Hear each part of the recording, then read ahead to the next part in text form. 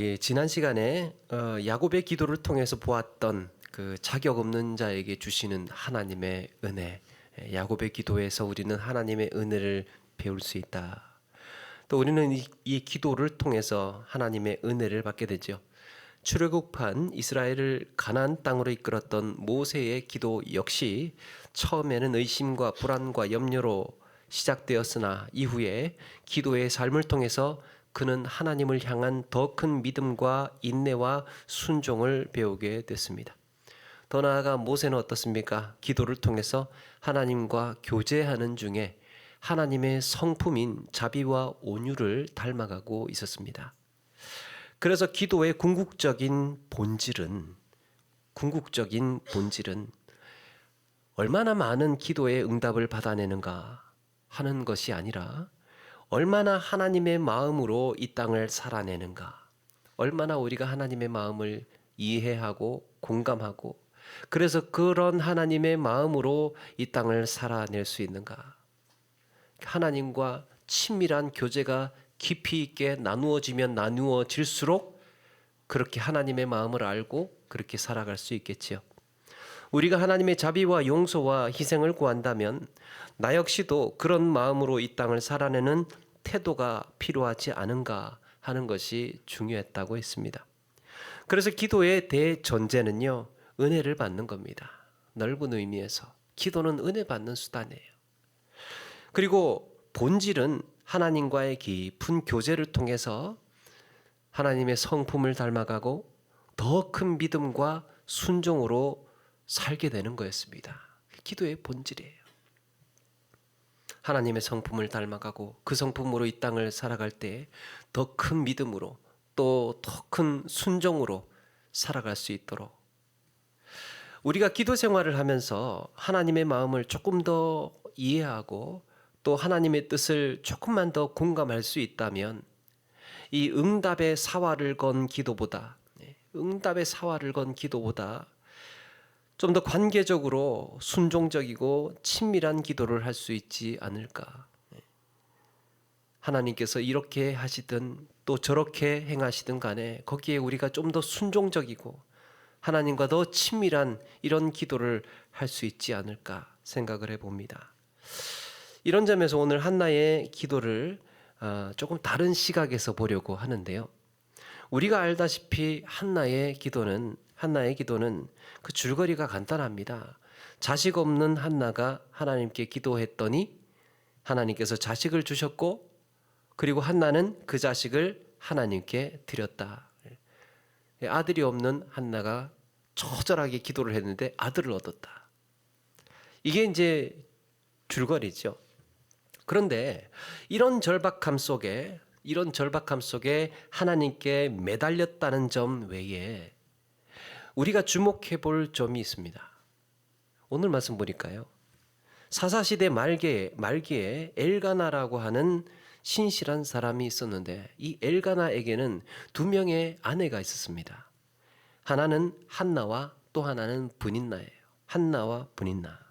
이 분인나에게는 자녀가 있었고 한나는 불임의 여인이었습니다. 오늘 말씀 1장 4절에 보니까 이 엘가나가 재물의 분깃을 분인나와 그 모든 자녀에게 주었다 그랬습니다. 모든 자녀에게 주었다. 분인나는 자식이 여러 명 있었던 것으로 보입니다. 반면에 한나는 임신을 하지 못하는 것으로 마음이 괴로웠습니다. 그런데 이런 괴로움을 더 가중시키는, 이런 괴로움을 더 힘들게 하는 원인이 두 가지가 있었습니다. 하나는요, 6절 말씀에 여호와께서 그에게 임신하지 못하게 하심으로 그랬습니다. 하나님께서 그에게 임신하지 못하게 하셨대요. 여러분, 당시에는 하나님의 말씀이 희귀한 시대였습니다. 하나님의 계시가 없었고 말씀이 없던 시절이에요. 이스라엘이 가나안 땅의 농경 사회에 정착을 하면서 우상 숭배의 영향을 많이 받습니다. 그래서 경건한 자들이 드물었어요. 하나님을 잘 섬기고 예배하는 자들이 드문 시대. 그래서 영적으로 도덕적으로 심각한 침체기를 걷고 있던 때였습니다. 그런데 엘가나와 한나는요, 어떻습니까? 매년 실로에 올라가서 하나님께 예배하고 제사를 드렸습니다. 이런 타락한 시대에도 하나님을 경외하는 경건한 자들이 끊이지를 않고 있었어요. 다른 사람들은 다 우상을 숭배하고 하나님을 떠났는데도 엘가나의 가정, 그의 특별히 엘가나와 한나는 이렇게 하나님을 신실하게 믿었던 경건한 자들이었습니다. 그런데 이런 경건한 자임에도 불구하고 하나님은 그런 한나에게 자녀를 허락하시지 않았다라는 점에 주목해야 됩니다. 또 하나의 괴로움은 분인나입니다. 자식이 좀 많으면 좀 가만히 있지, 매일같이 이 자식 없는 한나의 속을 긁어놓아. 6절에 그의 적수인 분인나가, 이 적수라고 특정해 놓은 걸 보니까 하루 이틀이 아니에요. 그의 적수인 분인나가 그를 심히 격분하게 하여 괴롭게 하더라. 그 중에서도 가장 억장이 무너지는 날이 있습니다. 7절에 보니까 매년 한나가 여호와의 집에 올라갈 때마다, 이게 절기 때란 말이죠. 여호와의 집에 올라갈 때마다 남편이 그같이 하매 분인나가 그를 격분시켰다 그랬습니다. 분인나가 한나를 격분시켰대요. 매년마다 때만 되면. 분인나도 나름대로 할 말이 있었어요. 자기도 분인나도 좀 속상하는 일이 있었습니다. 절기 때마다 제사하러 가면 남편은 제물의 분깃을 갖다가 분인나에게 그리고 자기 모든 자녀에게 다 분깃을 나누어 줍니다.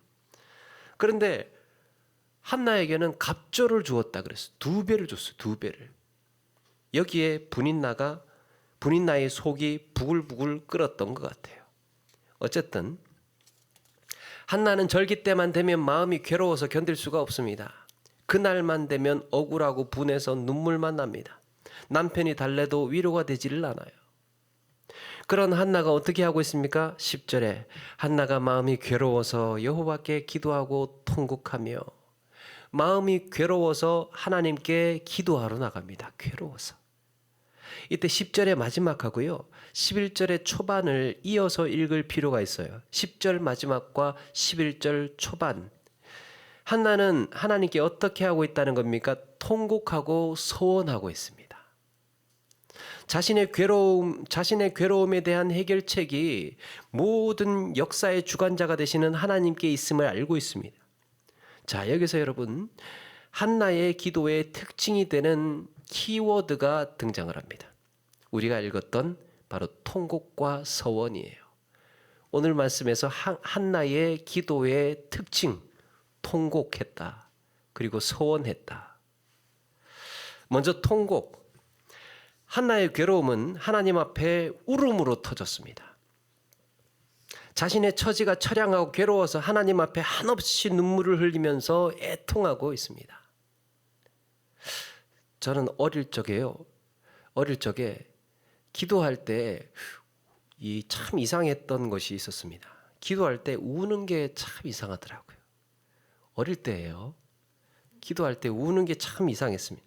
아니, 기도는 거룩하게 하고 온전하게 확 이렇게 거룩하게 엄숙하게 자세를 잡아서 기도하지 않고, 가끔 어른들 집사님들을 보니까 가끔 아니 왜 저렇게 기도할 때 울고 그러지?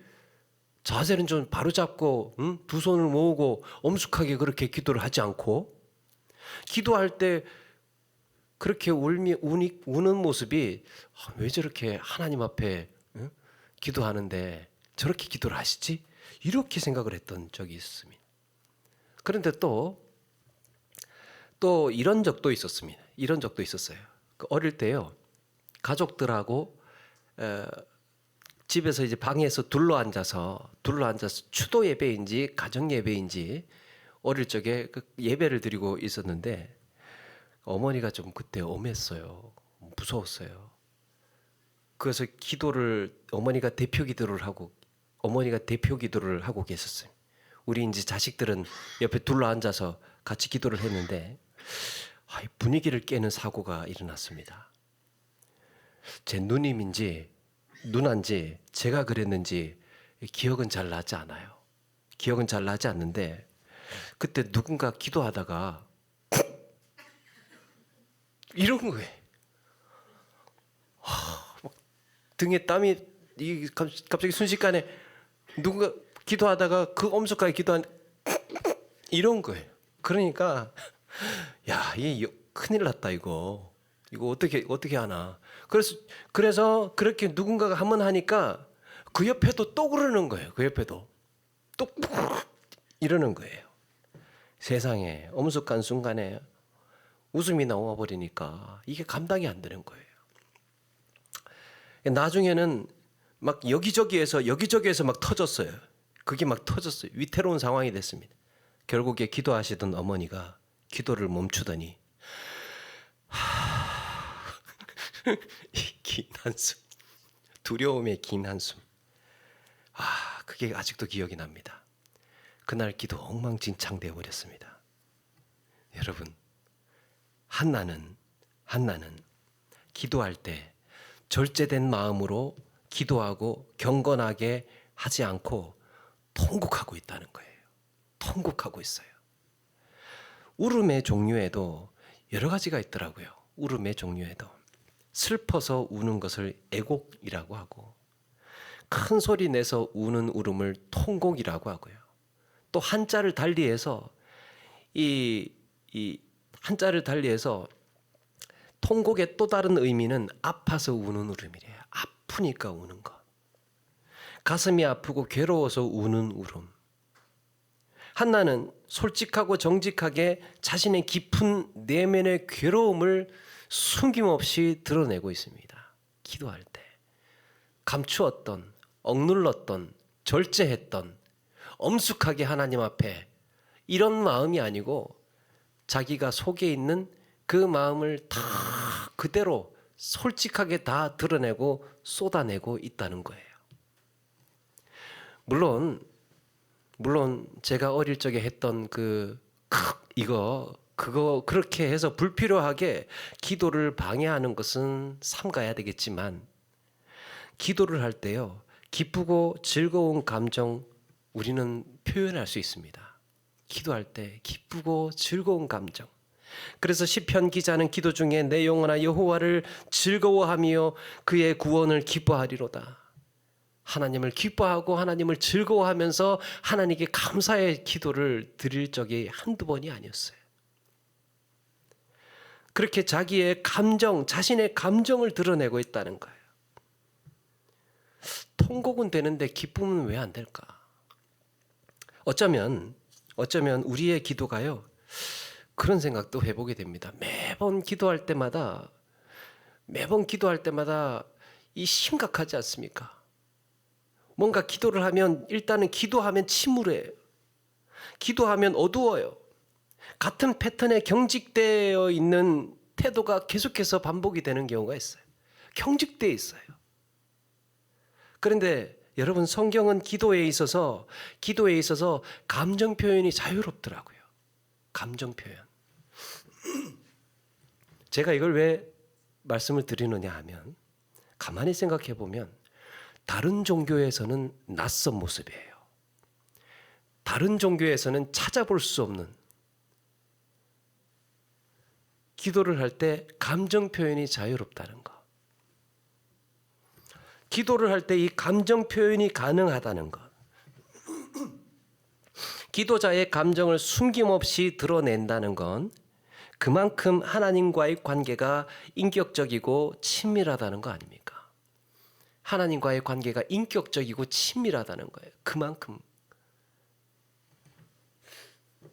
우리에게 기도는 엄숙한 주문이 아니라, 그래서 하나님과의 깊고 친밀한 교제예요. 더 나아가서 우리 신앙은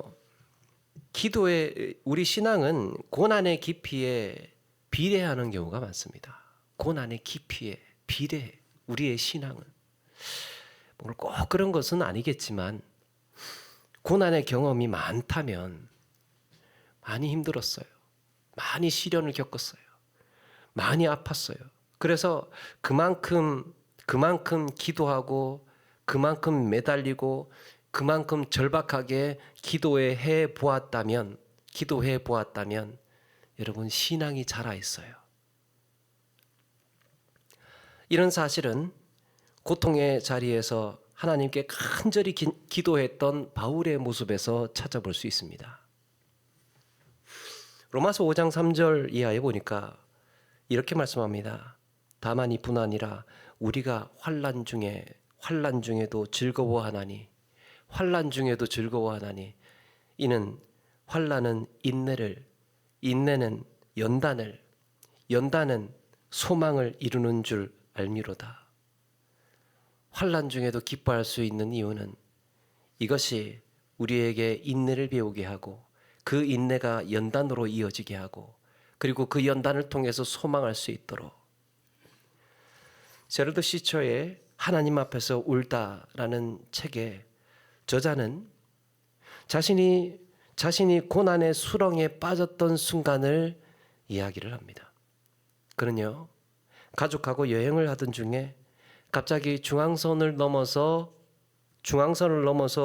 들이닥치는 트럭하고 정면 충돌을 하는 바람에 그 자리에서 아내와 어머니와 4살 된 딸을 잃었습니다. 기가 막힌 현실에 직면한 거예요. 여기에 누가 무슨 위로를 해줄 수 있겠습니까? 하루아침에. 우리가 자주 접하는 고난의 문제, 고통의 문제에 있어서 신앙생활을 하면서 고난의 문제, 고통의 문제를 우리는 자주 접하게 되잖아요. 그러면 우리의 관심은 뭐냐? 우리의 관심은 이 고난을 어떻게 극복할 것인가예요. 어떻게 극복할 것인가? 어떻게 하면 이 고통을 하루빨리 없앨 것인가? 그게 관심인 경우가 많아요. 얼마나 빨리 벗어날 것인가가 중요해요. 얼마나 빨리 벗어나느냐? 얼마나 이 고통을 피해가느냐? 이 고난을 피해갈 것인가? 하나님은 이 고통을 낫게 하실 수 있는가? 괴로움을 해결하는 비책, 고난을 해결하는 매뉴얼, 방법, 이런 게 뭔가? 이 관심사라는 거예요. 그런데 제러드 시처는 자신이 느낀 슬픔을 있는 그대로 다 기록합니다. 자신이 느낀 그 감정을, 그 속에 있었던 감정을 다 기록을 해요. 보통은 고통을 극복하는 비법을 많이 찾고 그걸 많이 구하고 소개를 해요. 또 우리는 그걸 알고 싶어요. 고난을 피해가는 비결, 고통에서 빨리 벗어나는 방법, 그런 걸 찾는데요. 저자는 그가 느낀 고통, 괴로움, 상실감, 그 속에서 새로운 것을 느끼고 있습니다. 그 속에서. 우리는 살면서 문제 해결되기를 기대합니다. 이 괴로움의 수렁에서 하루빨리 헤어나기를 기도해요. 빨리 벗어날 수 있도록 해달라고. 그리고 그것이 하나님의 임재고 하나님의 역사라고 믿어요. 물론 그것도 맞습니다. 그런데 저자는 하나님의 부재는 임재의 또 다른 이름이라고 했습니다. 하나님의 부재, 하나님이 계시지 않은. 우리는 고통 속에, 괴로움 속에 하나님의 부재라고 착각하기가 쉬운데 하나님의 임재의 또 다른 이름이다. 상실과 아픔이 머무는 동안에도 하나님은 임재해 계셨다는 거예요. 내가 괴로운 그 시간에도, 내가 힘들어하고 있는 그 순간에도 여전히 하나님은 임재해 계셨다는 겁니다. 내가 당하는 모든 삶의 순간에 하나님이 부재하신 적은 없다. 모든 순간에 하나님이 단 한 번도 계시지 않은 적은 없었대. 내 고통에 함께 아파하시는 하나님, 나의 괴로움에 그 현장에서도 떠나지 않으시는 하나님이라는 거예요. 그래서 이렇게 말합니다. 나는 고통을 너끈히 견뎌내고 반대편 끝까지 간 게 아니다. 고통 속에 있으면서 그 고통에서 은혜를 발견했다. 그 은혜가 나를 살게 했고 결국에는 나를 자라게 했다. 사랑하는 이들을 잃어버린 상실을 이겨낸 게 아니었다. 상실감을 이겨낸 게 아니었대요. 오히려 그 상실을 고스란히 내 삶 속에서 받아들였고 그 상실은 나의 일부분이 되었대요. 그게 내 삶으로 아프면 아픈 그대로, 고난을 당하면 고난을 당하는 그대로 다 받아들이고, 괴로우면 괴로운 그대로 다 인정을 했어요. 다 인정을 했어요. 받아들이고 인정하고. 그러면서 그 안에서 나를 위로하시고 나를 붙들고 울고 계시는 주님을 보았다는 거예요. 우리는 고통을 당하고 괴로움을 겪을 때 빨리 그 수렁을 벗어나고 그 시련의 동굴에서 빠져나오기만을 구했는지 모릅니다. 어쩌면 그게 기도의 목적이었는지 몰라요. 빨리 헤어나올 수 있도록, 빨리 고통당하지 않도록, 빨리 이 괴로움 지나가도록. 왜 그렇습니까? 고통 싫기 때문에. 괴로움 겪고 싶은 사람 누가 있겠습니까? 그런데 제러드 시처는 자신의 경험과 깨달음을 통해서, 자신의 겪었던 그 경험과 깨달음을 통해서 조심스럽게 우리에게 말을 건네옵니다. 나는 시련과 고통 속에서 나와 함께 아파하시는 하나님을 만났다. 내 괴로움을 어루만지시는 주님의 눈물과 은혜를 느꼈다. 우리의 내면에 억눌러 있던, 어쩌면 외면하고 싶었던, 또 어쩌면 건드리고 싶지 않았던, 감추고 싶었던 내 진짜 본래의 내 괴로움, 내 감정, 우리는 스스로 닫아버리고 억눌러버리고 우리의 감정을 드러내고 싶지 않았는데, 사실은 그걸 그대로 인정하고 받아들이고 하나님 앞에 쏟아내는 그 과정을 통해서 내가 거기에도 있었어. 내가 네가 그렇게 아파하고 있는 그 마음을 다 알고 있다는 거죠. 여러분, 하나님은 우리의 문제를 해결해 주시고 괴로움에서 건져 주시는 분이기도 하지만, 때로는 환난 속에서 인내를 배우게 하시고 그 인내가 쌓여서 연단을 경험하게도 하십니다. 그리고 이런 연단을 통해서 소망이 생겨납니다. 이렇게 환난과 인내와 연단의 시간을 통해서 한 가지 소망이 생겨나요. 내가 아파 보았으니까, 이제는 누군가를 조금 더 공감할 수 있고, 이제는 좀 더 이해할 수 있고, 좀 더 위로할 수 있지 않을까. 내가 아파 보았으니까. 하나님은 나에게 이런 시련 속에서 위로를 배우게 하신 것인지도 모릅니다.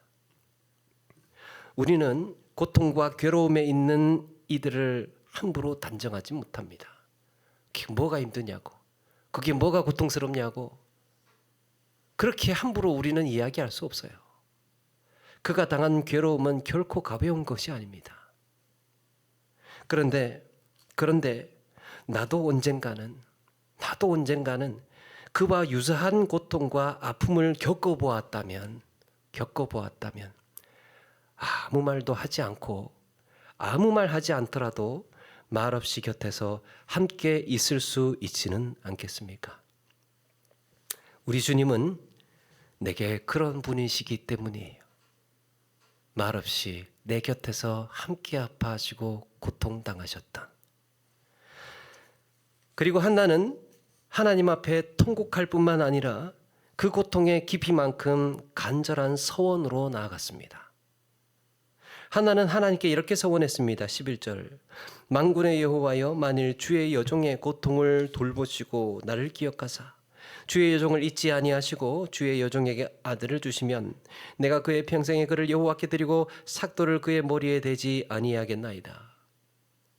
여러분, 서원이 무엇입니까? 서원, 말 그대로 내가 하나님께 자발적으로 하는 약속이지요. 서원, 약속이에요. 하나님과 하는 약속. 어디까지나 자발적인 것이기 때문에 서원하지 않는다고 해서 죄가 되지는 않아요. 그런데 일단 서원을 했으면 그것은 하나님과의 약속이기 때문에 반드시 지키라고 성경은 말씀하고 있습니다. 하지 않아도 되지만 했다면 반드시 지켜라. 그렇다면 여러분, 하나님과의 약속, 이 서원은 왜 하는 것일까? 서원은 왜 할까요? 서원하면 기도 응답의 확률이 높아질까요? 하나님께 뭔가 서원을 하면 하나님의 기도 응답을 더 잘해 주실까요? 여러분, 그러면 기도할 때 우리는 뭐라도 하나씩 걸고 하면 기도 응답이 더 잘 되지 않겠습니까? 소원해서 기도 응답이 더 빨리 오고 잘 온다면. 여러분, 기도의 대전제가 뭐라고 그랬습니까? 기도의 대전제는 은혜예요. 은혜. 자격 없는 자에게 주시는 은혜. 그게 기도의 대전제예요. 그래서 기도는 하나님, 제가 뭘 할 테니까, 지금 하나님, 제가 뭘 할 테니까 하나님 이거 들어주세요. 꼭 내가 뭘 할 테니까. 이렇게 하나님과 거래하는 게 소원이 아니에요. 하나님 이거 들어주시면 내가 뭐 해줄게요. 내가 뭐를 하나님 앞에 할게요. 이렇게 거래하는 게 아니에요. 그리고 하나님은 뭐가 필요하신 분이 아니에요. 내가 뭔가를 하나님께 해도 그게 하나님께 필요한 게 아닙니다. 오히려 넘치는 분. 그러니까 거래가 성립될 수가 없는 거예요. 서원은요, 거래가 아닙니다. 그래서 서원은 기도가 응답되었을 때 하는 감사의 표현이에요. 기도가 응답됐을 때. 하나님이 하신 일임을 반드시 고백하겠다는 약속이에요. 이 기도 하나님께서 이렇게 이루어 주셨군요 라고 내가 이렇게 고백하겠습니다 라고 하는 신앙의 고백, 감사의 고백이에요. 그래서 야곱은 자신을 집으로 평안히 돌아오게 하신다면 하나님의 전에 11조를 드리겠다 이렇게 소원했습니다. 이것은 하나님께서 복 주셔서 얻은 것임을 고백하겠다고 약속한 겁니다. 이런 점에서 한나는 만약에 하나님께서 아들을 주신다면 그 아들은 분명히 하나님께서 주신 아들로 고백하겠습니다 라고 약속한 겁니다. 그 고백은 하나님께 아들을 드리겠다는 헌신의 서약이었던 거예요. 하나님이 주셨기 때문에 이것은 나에게 권리가 없습니다. 한나의 서원이 의미 있는 것은 이거예요.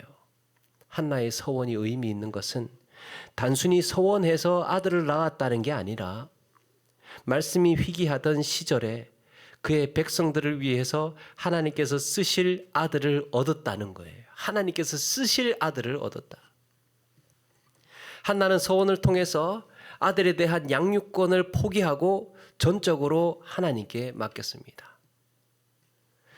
하나님께서는 한나에게 조건 없이 주셨고 한나 역시도 하나님께 조건 없이 드렸습니다.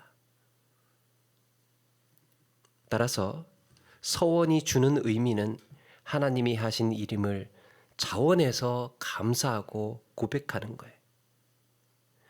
그러므로 건강한 서원은요, 우리의 믿음을 더 견고하게 만들어주고 하나님을 더욱 신뢰하며 살도록 안내해 줍니다. 우리의 믿음을 돋우어주는 것, 우리의 믿음을 더욱 힘있게 만들어주는 것, 하나님과의 신뢰관계를 더 끈끈하게 만들어주는 것이 그 수단이 서원이에요. 이렇게 한나의 기도에서 우리가 기억하고 싶은 것은 두 가지입니다. 감정 표현, 그리고 감사의 표현. 감정 표현, 감사의 표현. 하나님 앞에 내면의 상태를 감추지 않고 내면에 감추어져 있는, 덮어 있는 이것을 감추지 않고 진실하게 토로하는 태도. 내가 하나님께 감출 것이 뭐가 있겠습니까? 우리 마음을 쏟아내고 내가 처한 괴로운 현실 앞에서, 그러나 그곳에서도 임재해 계시는 하나님을 경험하는 우리 모두가 되기를 원합니다. 우리의 기도에 감사의 또 고백이 있게 해달라고, 하나님이 하신 일임을 잊지 않고 살게 해달라고, 이런 고백이 우리의 삶에, 우리의 기도에 넘쳐나기를 소망합니다. 하나님 앞에 통곡과 서원을 주저하지 않았던 한나의 기도, 하나님 앞에 통곡과 서원을 주저하지 않았던 그 한나의 기도처럼 하나님 앞에 더욱 친밀한 기도로, 더욱 깊은 교제의 기도로 살아가시는 저와 여러분 되기를 주의 이름으로 축원합니다.